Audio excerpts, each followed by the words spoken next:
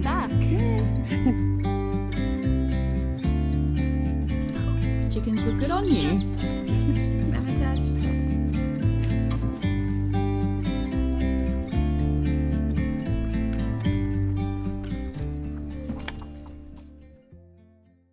Hi everyone, welcome back to another video. In today's video, it's going to be kind of like a week in the lifestyle video. I filmed quite a few days the other week, so I wanted to kind of piece it all together into one vlog and just share what I got up to during the week. It has lots of flower content. I am really getting ready to sow some cooler season crops, so there's going to be a lot of gardening videos coming up on what you can grow and what to sow around this time of year. I have lots happening with the flower farm. I just placed an order for some more seeds, so I'm definitely going to be filming a haul of some seeds for that. And I have so many other exciting videos coming up. I'm still filming the green manure video, so bear with me on that. I am definitely doing a video all about green manure, so keep an eye out for that too in the future. But I really hope you enjoy today's video. I wanted to sit down and do like an actual intro because I realized I just got stuck into filming the other week, so yeah. I'm saying hello now, and I really hope you enjoy today's video. If you do like this content, make sure to like and subscribe. I really appreciate all of your support, and I do see a lot of new people joining the channel, so a big welcome to you. If you don't know me already, my name is Robyn and I have a flower farm here, live on the south coast of New South Wales with my partner and 2 cats, and we live on about half an acre where we grow lots of food and flowers, and I share it all here on YouTube. So I really hope you enjoyed today's video, and let's get into it. So to start out my week, I needed to sow some seeds. I'm trying to keep on top of sowing seeds because with the flower farm, I'm needing a lot of plants and things are just germinating at different times, so I always need to be on top of having plants to put in the ground, so that when the flowers are done, I can just be ready to plant more plants in as well. I really like these trays here, and I usually just get these either from the tip, I know they always have them down there, or at nurseries when I buy a bunch of plants. They often have some just sitting there to the side, and I just ask whether I can have a few, and they're more than willing to hand them out. I'm sure maybe at Bunnings you could also find this. They're really readily available. So today I was focusing on getting some more zinnias in the ground. I'm planting the Dream Rosy Lavender zinnia as well as the Exquisite Light Rose. I haven't grown these two before, so I'm trialing them out and seeing if I like them or not. And with zinnias, they're really easy to sow. I just like to make kind of little drills throughout the tray and then just pop them in and fill them in just by pinching the soil on the top. We're in quite a mild climate here, so I can actually grow zinnias for most of the year. There are certain areas of the property that gets frost, but there are higher parts that doesn't seem to be affected too much. We didn't have a really cold winter last year, or at least, you know, we didn't have a lot of frost. And the zinnias actually survived the whole winter and were flowering. Granted, they were a little bit slower, but yeah, I'm just going to see how they go, and I'm just going to keep sowing them until they just really don't grow very well. I do want to keep on top of them now to sow them so that I can get the plants established before we do get a really cold snap, but we're still having up to 30-degree days, so it's perfect for sowing zinnias. They germinate in about 2 days, I'm finding, and they grow really quickly. I can plant them and they flower like within, I don't know, I think they say about 10 to 12 weeks or so, but yeah, I'm finding they grow really quickly at the moment. I'm also getting ready to plant some cornflowers, so I have pink ball, I have the blue one and the red one as well. I'm growing cornflowers both for adding to arrangements, but also to dry them for some botanical bath salts that I'm putting together. They look really beautiful, and I'm preferring the red and the blue for drying. I find that the color just retains a lot better of those.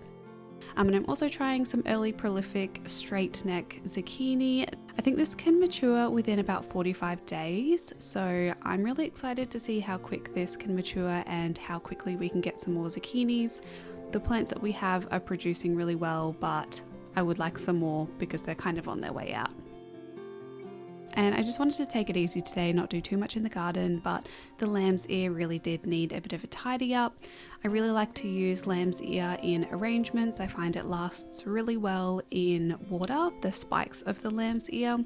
The plants can tend to kind of take over, so I probably will take out some of these and even divide them to put them around the garden. I really like them. They remind me of my mom because she always really likes them. So I like having them in the cottage garden, and they're just really cute and a really great sensory plant for elderly people or for kids as well.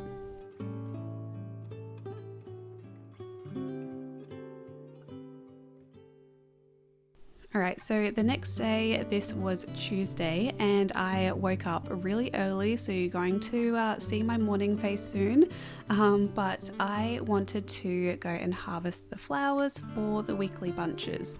It had rained the night before, and I am so thankful that we had a break in the rain here so that I could harvest some flowers, because the next day we had another downpour and the flowers were just really drenched after that. So I was thankful I could get out and pick some flowers.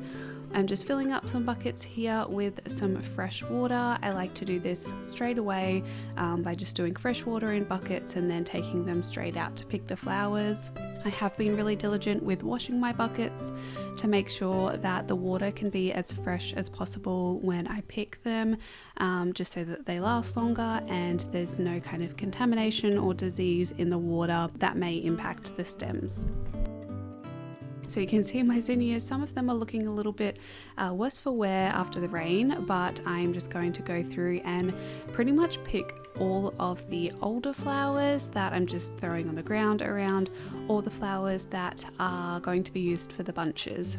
And the way I like to do this is just by wiggling the flowers. You'll kind of see me wiggle a few of them and see if they move a lot. If they don't and the stems seem really nice and firm, then they're ready to be harvested and they will last a lot longer in water.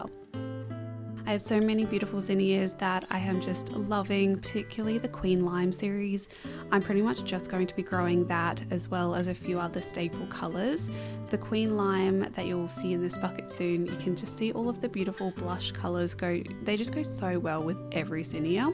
As well as the Benary's Giant, which is the larger orange ones. They are my favourite at the moment. And yeah, I'm in love with the zinnias. They're just absolutely beautiful.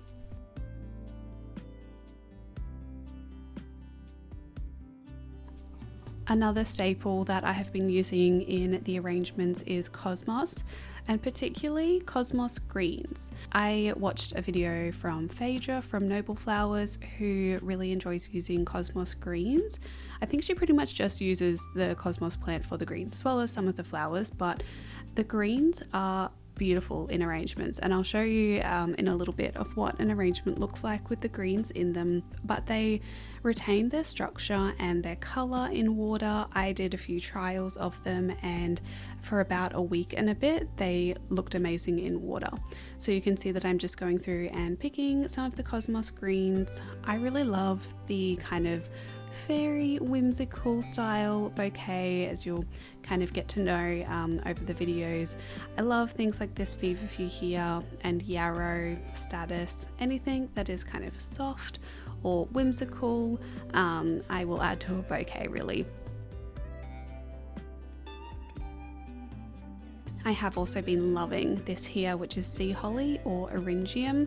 It has been so beautiful in arrangements, and I'm trying to dry quite a bit of this for some dried arrangements throughout the cooler months where I'm not going to have as many flowers.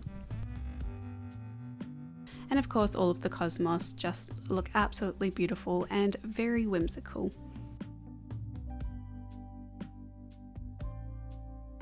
So this is my setup downstairs. It's comprised of just old furniture, things everywhere, cats everywhere. Just I make do with what I have right now. I would really like to invest in some tables and a better setup, but for now, this is the space that I have, and it's working well for me. I just bring all of the buckets here, and I've actually let these hydrate throughout the whole day. I've also got some dahlias that I have harvested as well. So yeah, I harvested all of them in the morning and then I let them sit inside in the cool air all day until the evening. So this is, I don't know when I was making these, probably around 6 or 7 at night. I have my setup with my paper, some twine, all of my stickers that I got printed. I would like to get some larger stickers. These were a little bit too small, but just seeing how we go, trialing it out, and a stapler and my snips, and I just start arranging the flowers. I always usually start with some greenery. These cosmos are right now are kind of flopped over a little bit. They need a little bit more hydration, which they will get as they sit in water a little bit more.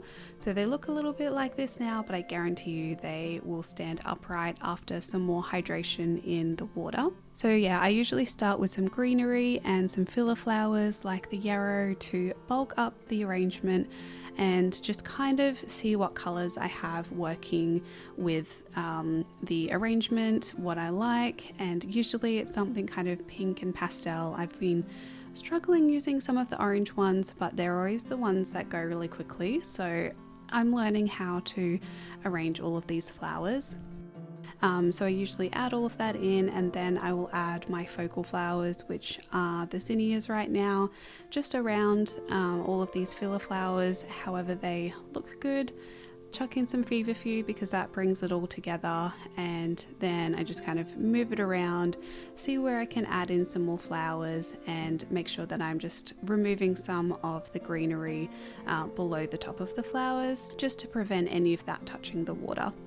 I kind of struggled with this one. This was the first one that I made, and the first one is always the most difficult to make, particularly on camera, but in the end I think it did turn out okay. I think all of the feverfew really brought it together, as well as the dahlia and the zinnias. The yarrow particularly looks really nice and whimsical, and yeah, I really enjoyed making this one. I then make sure that all of the stems are the same length, and yes, I was really struggling with my snips here. They do need a sharpen.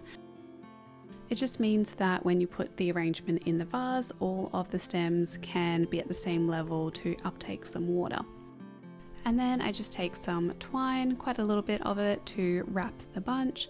I prefer to tie this before I wrap the bunch, tying it not too tight that it damages the stems, but tight enough to hold everything together. And then with the paper, I just use some brown craft paper, and there are so many ways to wrap flowers. I just prefer to use it this way, where I fold it over halfway to get a few spikes to wrap it up, and then put the arrangement in the center, pull the two sides together, staple it together, and then fold over the remaining paper to add the sticker on. This way is just really simple, and I can do it all really quickly. I actually get a little bit nervous wrapping these because I'm really not the best at making things look pretty. I just don't have the patience for it. So this way works really well for me. Good morning everyone. I am picking the camera back up again today. It's Thursday currently. Yesterday was a complete write-off in terms of gardening. We actually had some really severe weather here. There was flash flooding around. We had almost 50 mils of rain in such a short amount of time, which kind of brought me back to all of the La Nina that we had last year. But thankfully you can kind of see it's blue sky today, which is good. But I am actually getting ready to head off for a few nights. I'm heading down to Diane and Samson's place, and we are going to be filming some more episodes for the Earthly Roots podcast. Finally getting back into filming. I am so excited to sit down and chat and get this podcast up and running again, because we've received just such positive feedback, and I can't wait to do some more episodes this year. So I'll kind of continue the vlog on and share what we get up to over the next few days, little snippets of our day. But I'm actually going to head out now and deadhead some flowers. I should also mention how the flowers actually went at the markets. But I sold $60 worth at the markets, which was good for a really slow, rainy market, I suppose. Still kind of just getting used to the people there, and I was actually there for the whole market, which was awesome to be able to chat to customers, and I could see which ones they were looking at, so I know kind of what colors to go with now. A lot of like the reds and oranges are seeming to do really well, which isn't quite my color palette. So that's really interesting to know, and I'm going to have to step out of what I'm personally comfortable growing and what I like to have in my arrangements and provide a little bit more of that, I think.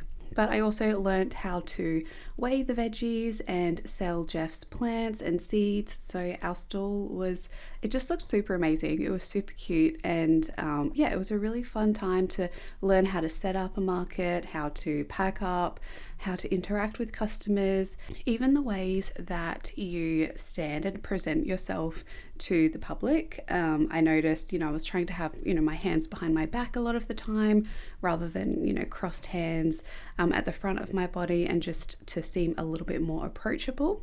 So all of those things I'm learning, and I am definitely going to need, because I am planning on running a market really, really soon. And then the rest of the bunches went to one of the bulk food stores near me, so they're being sold in there. So it was a really good way to kind of sell the flowers at the markets, then pass them on and see if other people would like them actually in a shop front, which was really, really awesome. But I need to head off soon, so I'm just going to quickly go out, have a look at the flowers, see what state they are in. Annie's just being Annie. We've also got all the washing in here because it was too wet outside to dry it. But anyway, that's not what we're here for. Let's go out, have a look at some flowers, and then I'm gonna head off. Before we go outside, here's a look at some of the seeds that I sowed earlier in the week. They're all kind of popping up, so that's really good to see. You can see how they're kind of leaning towards the light. The window is up there, and they're kind of leaning that way. I have been just turning them over like 2-3 times a day just to make sure that they can lean back the other way. But like these ones here, which is, I think this is all of the zinnias, yeah, and some cornflowers, they are all ready to go outside just because they need a little bit more light. They're really straining to get it, and I really don't want them to get too leggy. And I do have all of my gomphrena coming up. I'm just going to see how this does coming into the cooler months. I'm not 100% sure, but if it grows well, it'll definitely pay off. I also have some celosia here. And what is this one? And this is a whole tray of pincushion flowers, which I'll actually go show you. My first one started flowering. I'll show you what that is. They're also called scabiosa. So I will walk out to the bright light and go and show you that. Firstly, the roses, although we have to stop and look at the roses. Ugh, so pretty. Okay, so you would have seen in quite a few videos ago, I planted out these boxes in Vlogmas with pincushion flowers or scabiosa, and the first ones have started blooming.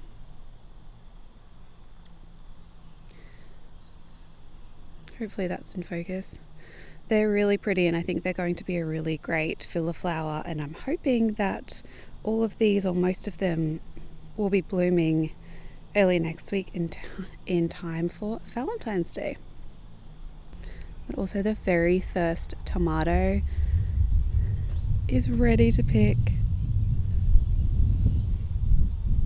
I think I'm going to give it to Scott because he always misses out on the garden treats because I end up eating them before they get up to the kitchen. So this one is for you, Scott.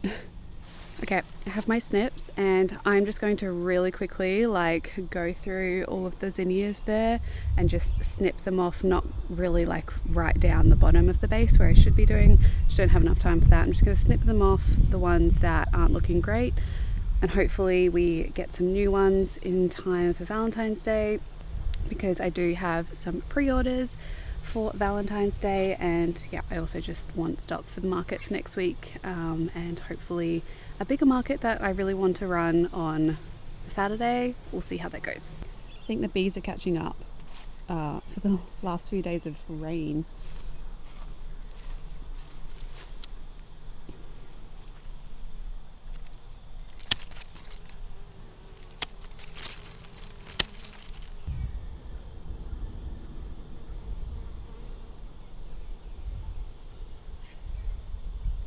I've just done a crash course of deadheading with Scott.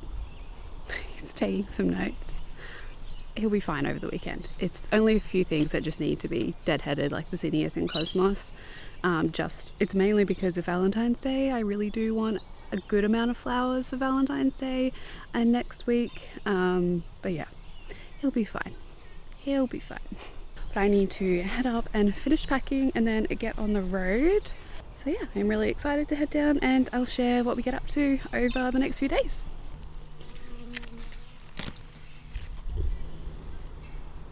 Every day.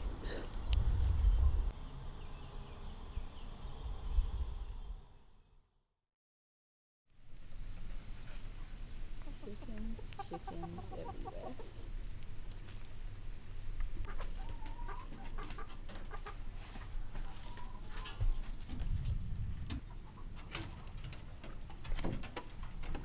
So I've made it to Diane and Samson's place, and we are out in the garden just doing a little bit of harvesting, and I'm having a look around, and I thought I would share just a few shots of what her gorgeous garden is looking like. It's very busy in the middle of summer, so there's lots going on, and lots of animals. You can see all the chickens behind me. They're very happy. I think there is a storm coming though, so we're not too sure how long we will be out, but I'll turn the camera around and share what we're doing. Do you want to say hi? Hello. We're about to, we were just brainstorming some ideas for the podcast of what we're going to film, so make sure to head over to the Earthly Roots podcast page, and yeah, we'll get officially filming. back. Yay. One storm and maybe another one That over one's there. Pretty angry. Yeah. Goodness, it's so pretty. Yes. I think it's full of weeds. Oh my goodness. No.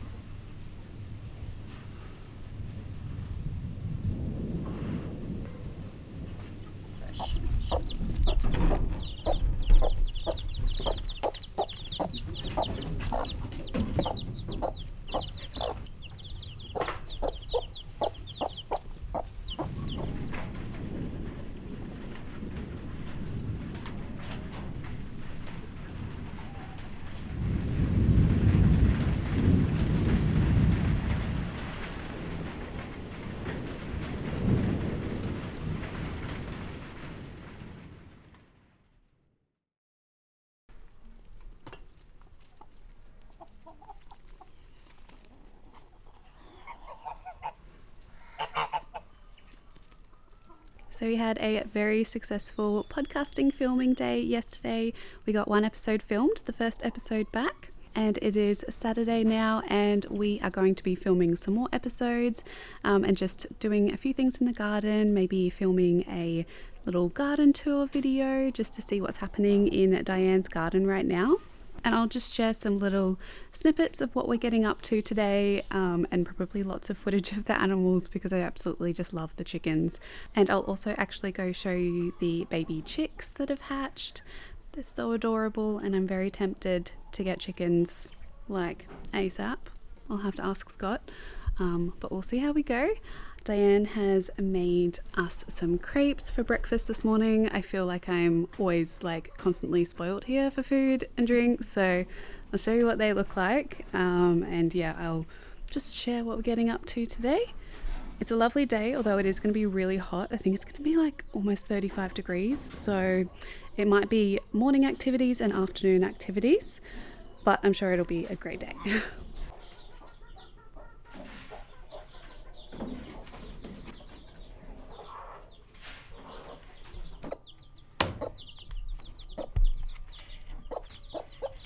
Breakfast. So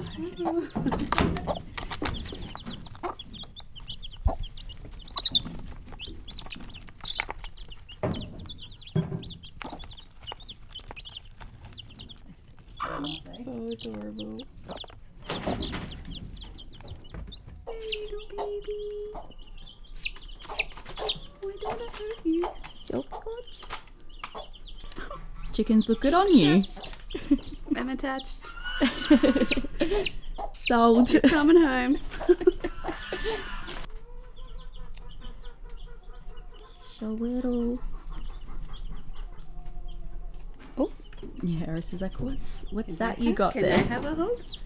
Right, so we're getting ready to head down to the gardens to have a look at what Diane's garden is looking like at the moment. I actually did a video of what her homestead looks like already a few months ago, so I'll link that video down below if you want to see kind of a little bit more of a full picture on what it looks like, because there's lots always going on here. So she's got multiple different kind of garden sections around the property.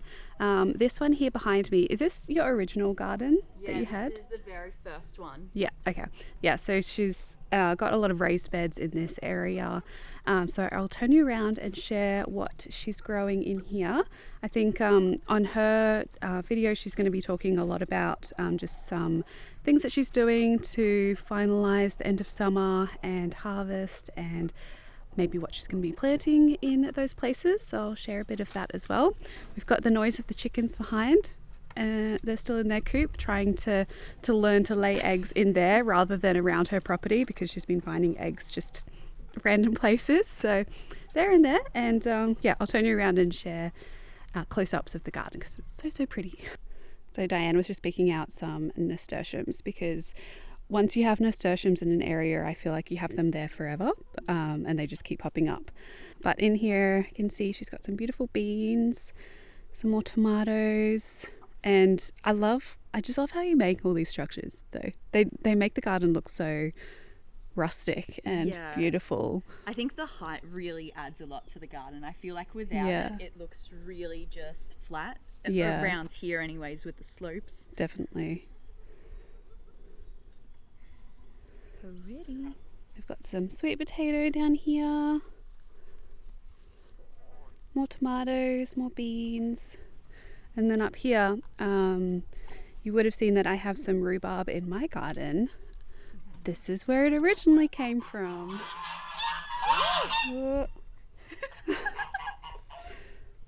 We're also going to have a few cuts here with the geese and other animals making noise too. Farm life. So she's got some more sweet potatoes and some chives and herbs in here. And then on the other side, some brassicas by the look of it. Brussels sprouts? Yeah? They're from 2 years ago, so they're my original crop, and I've been experimenting with leaving them in the ground so that they either attract the caterpillars and the cabbage moths, and then hopefully once it cools down they'll start to sprout up with new life. Nice. New Brussels sprouts. Some chives and then more tomatoes. They're all self-seeded in here, which is a great problem to have, but they're just so small and I'm not a fan. Yeah, they're very tiny tomatoes. They are. They look really sweet. You can try one. They're lovely, and they're really good for popping into salads because you don't have to cut them. But yeah, I just don't want them to rot away and attract too many bugs. That one was too ripe. It fell apart. Too ripe? I just fell apart when I tried to pick it. Taste test.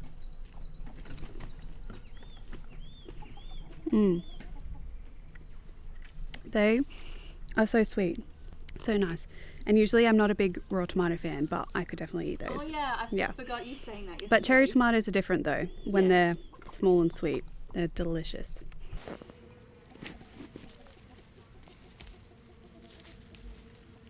She likes that there. Oh my god. Actually, that was really far away. Thank you. Oh, the sound of the bees is Yeah, so they're nice. everywhere. They're They're so all happy. behind you. You can see the little pollen pack. so happy. How are you meant to fly with all that baggage on there? Someone packed a bit heavy.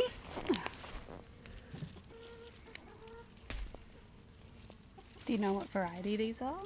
I'm sure I still have the pack somewhere, but no. These are from last year. Like I said, so many of them fell down, like we didn't get to them. Mm-hmm. And they just self-sow themselves. I always feel excited to take out an old plant, but then I feel like it's so empty Yeah. and I'm like rushing to plant something new again. Well, at least with the longer days, things will still grow pretty quickly. That's true.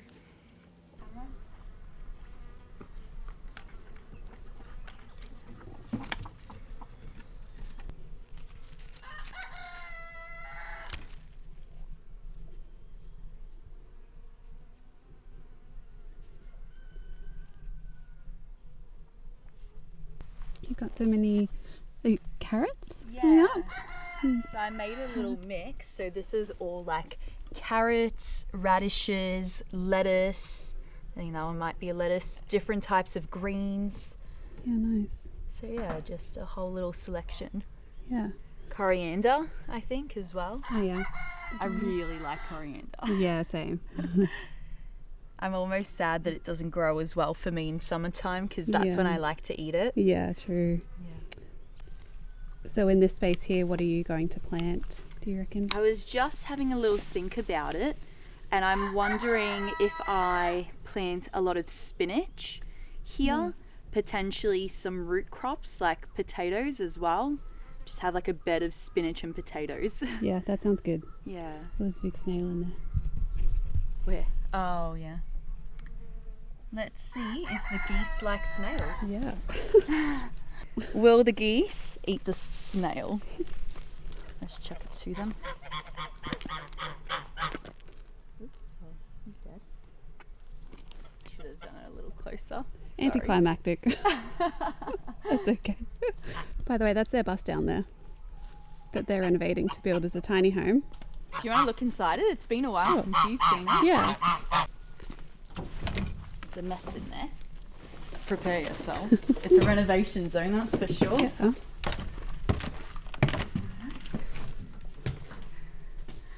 Wow. These are our water tanks. We're currently putting them in. Nice. And you can see this is one that Sam's done. Oh wow, he's drilled holes in here too. That's new. So that must be for the other tanks. Yeah, wow. Well, it's definitely coming together. Yeah. Very Slowly. cool. Yeah. The next step after all the things down here is to build out all of the floor on the holes that we have. Mm. And then it's build the walls, build the bus. Yeah. If you do want to see more on the build, make sure to head over to their channel, Diane and Samson. You can see them build the bus. I think you said about a year or so, that's when you've set your target. Yeah, so we have a goal for 6 months to a year. Yeah, nice. Well, that'll be so awesome. And then they're going to be traveling Australia, seeing different farms, permaculture areas, seeing, you know, where they might want to end up eventually and learning. So it's going to be so awesome to kind of like live through those vlogs as you travel around. It's Come going to be live so with us cool. on the bus. Yeah. I'm sure you can pick us up for a few nights. That'd be awesome. Definitely. Maybe you can take the bus out for a bit. Yeah, we'll try.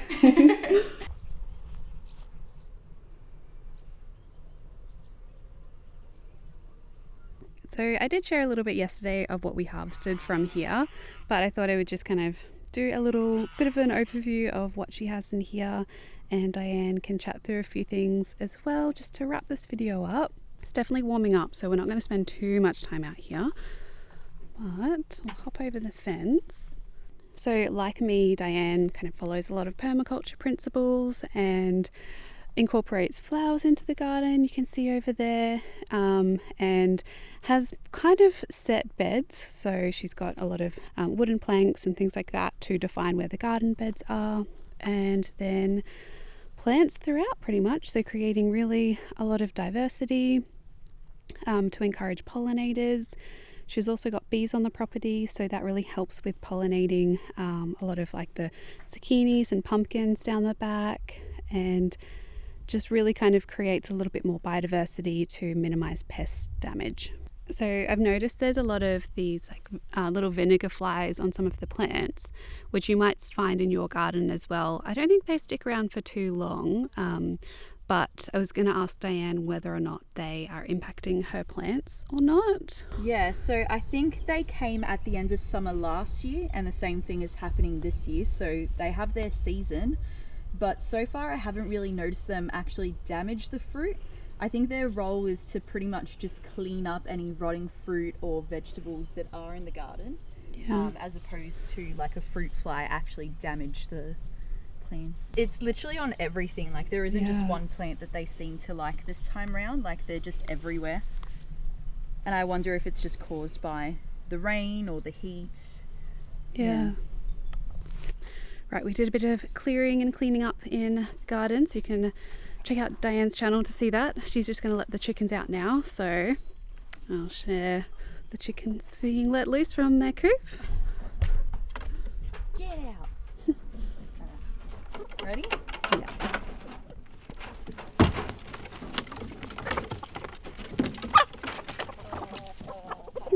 Chaos.